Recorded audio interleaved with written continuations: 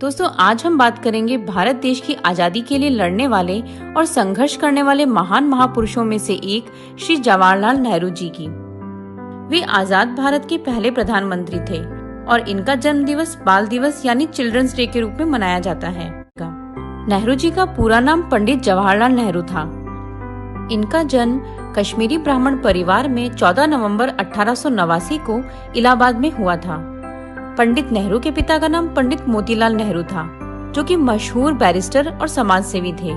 इनकी माता का नाम श्रीमती स्वरूप रानी था, जो कि कश्मीरी ब्राह्मण परिवार से ताल्लुक रखती थी। जवाहरलाल नेहरू जी 3 भाई बहन थे, जिसमें नेहरू जी सबसे बड़े थे। नेहरू जी की बड़ी बहन का नाम विजया लक्ष्मी था, जो संयुक्त राष्ट्र महासभा की पहली महिला अध्यक्ष बनी। उनकी छोटी बहन का नाम कृष्णा हटी सिंह था, जो कि एक अच्छी और प्रभावशाली लेखिका थी। इन्होंने अपने भाई पंडित नेहरू के जीवन पर प्रकाश डालते हुए कई किताबें भी लिखी थी। पंडित नेहरू जन्म से ही तेज दिमाग के और ओजस्वी महापुरुष थे। वे जिससे भी एक बार मिल लेते थे, वह उनसे प्रभावित हो जाता था। कश्मीरी पंडित समुदाय के साथ उनके मूल की वजह से उन्हें पंडित नेहरू के नाम से भी पुकारा जाता था। नेहरू जी की प्रारंभिक शिक्षा घर पर ही हुई थी। 1890 में पंडित नेहरू ने दुनिया के मशहूर स्कूलों और यूनिवर्सिटी से शिक्षा प्राप्त की थी। 15 साल की उम्र में 1905 में नेहरू जी को इंग्लैंड के हैरो स्कूल में पढ़ाई के लिए भेजा गया। 2 साल तक हैरो में रहने के बाद नेहरू कैम्ब्रिज के ट्रिनिटी कॉलेज चले गए, जहां उन्होंने नेचुरल साइंस में 1910 में ग्रेजुएशन के साथ ऑनर्स की डिग्री भी ली। इसके बाद 1910 में ही नेहरू लंदन के इनर टेम्पल इन चले गए, जहां उन्होंने लॉ में एडमिशन ले लिया। इस दौरान उन्होंने बिटराइस वेब सहित फाबियन सोसाइटी के विद्वानों का भी अध्ययन किया। 1912 में अपनी पढ़ाई पूरी करने के बाद वे भारत लौट आए और वकालत शुरू कर दी। नेहरू जी 1917 में इंडियन होम रूल मूवमेंट में शामिल हो गए। इसके 2 साल बाद 1919 में वे राजनीतिक क्षेत्र में प्रवेश कर गए।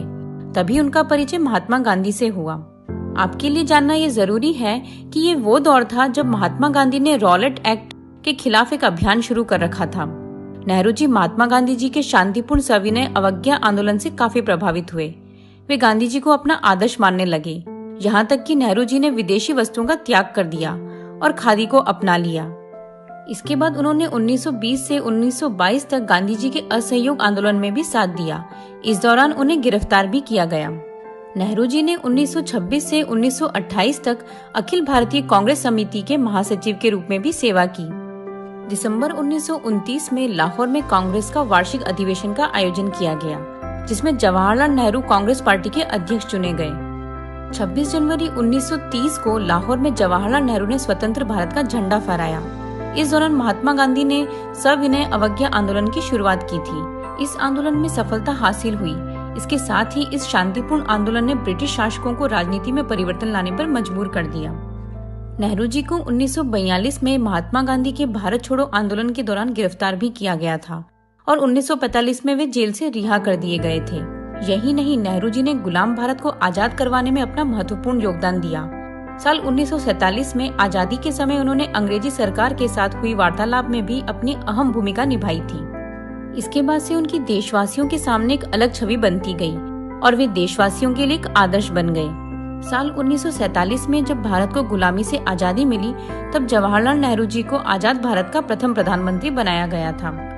इसके बाद नेहरू जी लगातार 3 बार प्रधानमंत्री पद पर रहे और भारत की तरक्की के लिए प्रयासरत रहे। प्रधानमंत्री के पद पर रहते हुए पंडित नेहरू ने देश के विकास के लिए कई महत्वपूर्ण काम किए। इसके साथ ही उन्होंने मजबूत राष्ट्र की नींव रखी और भारत को आर्थिक रूप से मजबूती भी देने में अहम भूमिका निभाई। और उन्होंने भारत में विज्ञान और प्रौद्योगिकी विकास को भी प्रोत्साहित किया। नेहरू जी आधुनिक भारत के पक्षधर थे, इसीलिए उन्होंने आधुनिक सोच पर भारत की मजबूत नींव का निर्माण किया और शांति एवं संगठन के लिए गुटनिरपेक्ष आंदोलन की रचना की। उन्होंने कोरियाई युद्ध, स्वेज नहर विवाद सुलझाने और कांगो समझौते पर अपना महत्वपूर्ण योगदान दिया था। पंडित जवाहरलाल नेहरू एक अच्छे राजनेता और प्रभावशाली वक्ता ही नहीं, बल्कि वे एक अच्छे लेखक भी थे। उनकी कलम से लिखा हुआ हर एक शब्द सामने वाले पर गहरा असर डालता था। इसके साथ ही लोग उनकी किताबें पढ़ने के लिए काफी उत्साहित रहते थे। उनकी आत्मकथा 1936 में प्रकाशित की गई थी। नेहरू जी की सबसे लोकप्रिय किताब का नाम डिस्कवरी ऑफ इंडिया था। डिस्कवरी ऑफ इंडिया, जिसको उन्होंने 1944 में अप्रैल सितंबर के बीच अहमदनगर की जेल में लिखा था। इस किताब को पंडित नेहरू ने अंग्रेजी भाषा में लिखा था। इसके बाद इस पुस्तक का हिंदी समेत कई भाषाओं में अनुवाद किया गया। इस किताब में नेहरू जी ने सिंधु घाटी सभ्यता से लेकर भारत की आजादी और भारत की संस्कृति, धर्म और संघर्ष का वर्णन किया है। नेहरू जी ने पश्चिम बर्लिन, ऑस्ट्रिया और लाओस जैसे कई विस्फोटक मुद्दों के समाधान और युद्ध में महत्वपूर्ण योगदान दिया था, जिसके लिए उन्हें 1955 में सर्वोच्च सम्मान भारत रत्न से सम्मानित किया गया। नेहरू जी की निजी जिंदगी की बात करें तो उन्होंने 1916 में कमला कौर के साथ विवाह किया था। उन्होंने 1917 में इंदिरा प्रियदर्शनी को जन्म दिया, जो कि भारत की प्रथम महिला प्रधानमंत्री बनी, जिन्हें हम इंदिरा गांधी के नाम से भी जानते हैं। नेहरू जी को गुलाब का फूल बहुत पसंद था, जिसे वे अपनी शेरवानी में लगाते थे। इन्हें बच्चों से भी बहुत लगाव था।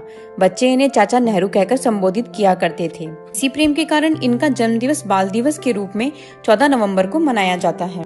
नेहरू जी अपने पड़ोसी देश चीन व पाकिस्तान के साथ संबंध सुधारने के लिए हमेशा प्रयासरत रहे, लेकिन 1962 में चीन ने भारत पर हमला कर दिया, जिससे नेहरू जी को बहुत आघात पहुंचा।